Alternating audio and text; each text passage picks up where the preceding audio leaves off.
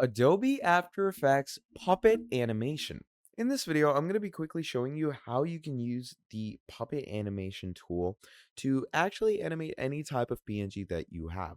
So I'm going to basically add a PNG over here of this man right here, and we're going to increase the size. So once we're over here, let's go ahead and start seeing what the puppet does.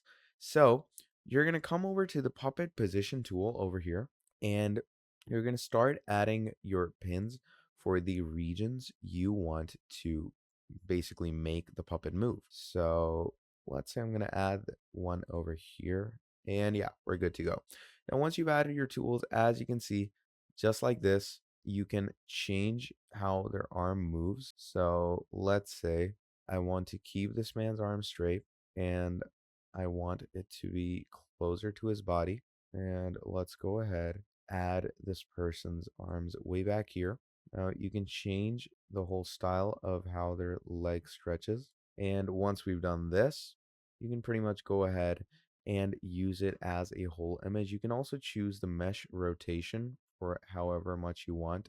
I'm going to keep it on normal. And once we do that, you can choose the puppet engine as well to what session you used to use. So I'm going to go with advanced because obviously that is significantly better. So once this is done and you like the style of your whole design, you can pretty much go ahead and then move the image along according to yourself. Now there's more puppet tools as well. So let's say there's the starch pin tool. Now in the starch pin tool, what's going to happen?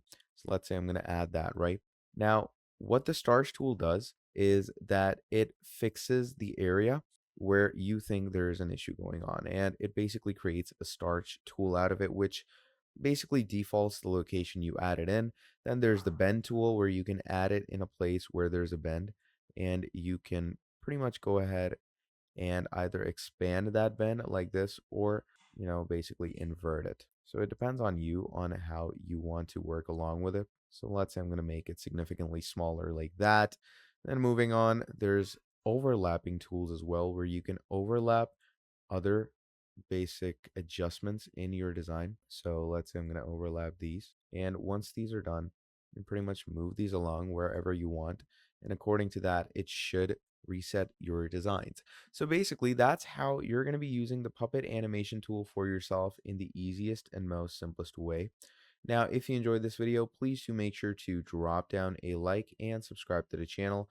And if you want to see more videos like this in the future, do let me know down in the comments below, and I'm going to be making a whole lot more for you.